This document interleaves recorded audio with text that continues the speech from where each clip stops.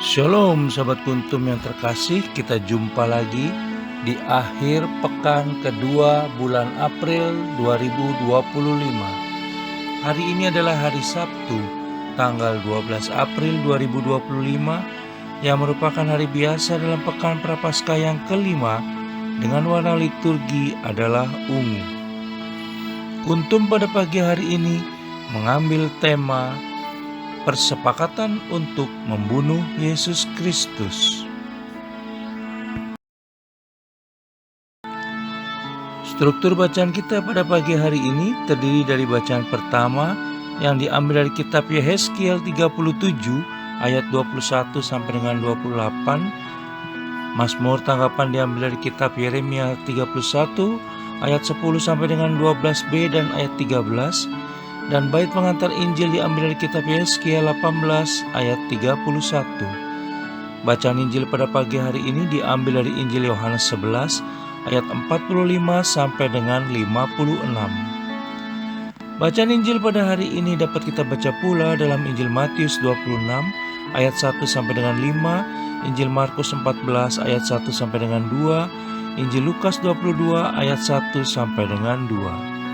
Struktur bacaan pada hari ini sama dengan struktur bacaan pada hari Sabtu, tanggal 23 Maret 2024, tanggal 1 April 2023, dan tanggal 9 April 2022. Baik sahabat kuntum yang terkasih, saya akan bacakan bacaan Injil kita pada pagi hari ini yang diambil dari Injil Yohanes 11 ayat 45 sampai dengan 56. Persepakatan untuk membunuh Yesus. Banyak di antara orang-orang Yahudi yang datang melawat Maria dan yang menyaksikan sendiri apa yang telah dibuat Yesus percaya kepadanya. Tetapi ada yang pergi kepada orang-orang Farisi dan menceritakan kepada mereka apa yang telah dibuat Yesus itu. Lalu imam-imam kepala dan orang-orang Farisi memanggil mahkamah agama untuk berkumpul dan mereka berkata, "Apakah yang harus kita buat? Sebab orang itu membuat banyak mukjizat. Apabila kita biarkan dia, maka semua orang akan percaya kepadanya, dan orang-orang Roma akan datang dan akan merampas tempat suci kita serta bangsa kita." Tetapi seorang di antara mereka, yaitu Kayafas, imam besar pada tahun itu, berkata kepada mereka, "Kamu tidak tahu apa-apa, dan kamu tidak insaf, bahwa lebih berguna bagimu jika satu orang mati untuk bangsa kita, daripada seluruh bangsa kita ini binasa." Hal itu dikatakannya bukan dari dirinya sendiri, tetapi sebagai imam besar pada tahun itu ia bernubuat bahwa Yesus akan mati untuk bangsa itu. Dan bukan untuk bangsa itu saja, tetapi juga untuk mengumpulkan dan mempersatukan anak-anak Allah yang tercerai-berai. Mulai dari hari itu mereka sepakat untuk membunuh dia. Karena itu Yesus tidak tampil lagi di muka umum di antara orang-orang Yahudi.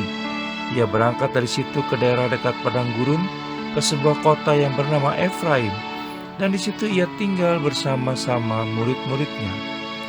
Pada waktu itu hari raya Paskah orang Yahudi sudah dekat, dan banyak orang dari negeri itu berangkat ke Yerusalem untuk menyucikan diri sebelum Paskah itu.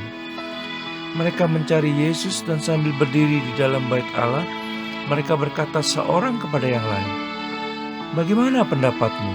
Akan datang jugakah ia ke pesta?" Sementara itu imam-imam kepala dan orang-orang Farisi telah memberikan perintah supaya setiap orang yang tahu di mana dia berada memberitahukannya, agar mereka dapat menangkap dia. Demikianlah sabda Tuhan, terpujilah Kristus. Sahabat kuntum yang terkasih, sebelum kita lanjutkan renungan kita pada pagi hari ini, jangan lupa menekan tombol like dan subscribe yang ada di bawah video kuntum ini, agar kuntum dapat terus berkembang semakin baik di masa yang akan datang. Sebelumnya saya sampaikan terima kasih dan mari kita lanjutkan renungan kita pada pagi hari ini. Sahabat kuntum yang terkasih, apa yang dikatakan oleh imam besar Kayafas dalam bacaan Injil pada hari ini yang diambil dari Injil Yohanes 11 ayat 45 sampai dengan 56, di ayat 49 sampai dengan 50 sekilas merupakan langkah bijaksana untuk keselamatan bangsa. Jika ditinjau dari situasi dan kondisi politik yang ada pada saat itu, pendapat Imam Besar Kayafas memang masuk akal. Karena Yesus Kristus dianggap provokator di kalangan rakyat, sehingga jika huru-hara terjadi, maka tentara Romawi pasti akan bertindak. Lalu akibatnya bait Allah bisa jadi akan dirampok dan seluruh bangsa ditumpas. Pertimbangan politis itu lalu menjadi kata kunci yang membulatkan niat para musuh-musuh Yesus Kristus untuk menangkap dan membunuh Yesus Kristus. Persoalannya adalah, apakah kehadiran Yesus Kristus akan mengakibatkan huru-hara? Bukankah Yesus Kristus mengadakan berbagai penyembuhan dan mukjizat demi menggugah iman bangsanya agar semakin mengakui kuasa Allah Bapa? Pendapat Imam Besar Kayafas yang kelihatannya bijaksana itu bisa ditafsirkan sebagai suatu ketakutan tanpa dasar yang kuat. Imam Besar Kayafas mencoba menghalalkan ketakutannya dengan alasan demi keselamatan bangsa. Tak dapat diingkari bahwa kematian Yesus Kristus bisa jadi mempunyai kaitan erat dengan intrik politik, ambisi, dan iri hati para penguasa. Aneh rasanya bahwa alasan yang kemudian dipakai untuk menghukum Yesus Kristus bukan alasan politik, tetapi agamawi, di mana orang-orang Farisi, imam-imam kepala, imam besar Kayafas, dan mahkamah agama bersepakat menuduh Yesus Kristus telah menghujat Allah karena memproklamirkan diri sebagai Mesias, Putra Allah.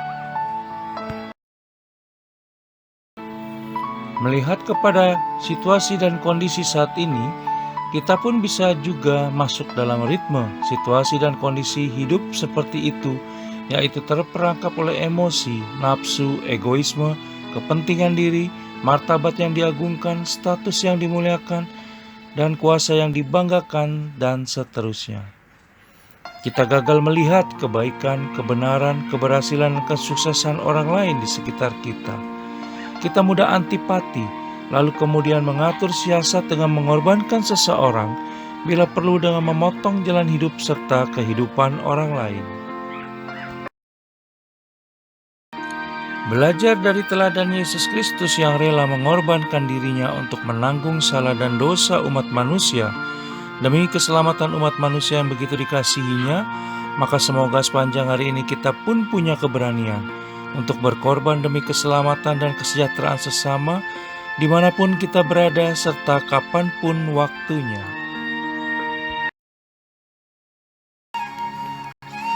Sahabat Kuntum yang terkasih, bila ingin lebih jelas lagi silakan melihat kepada deskripsi yang ada di bawah video Kuntum ini.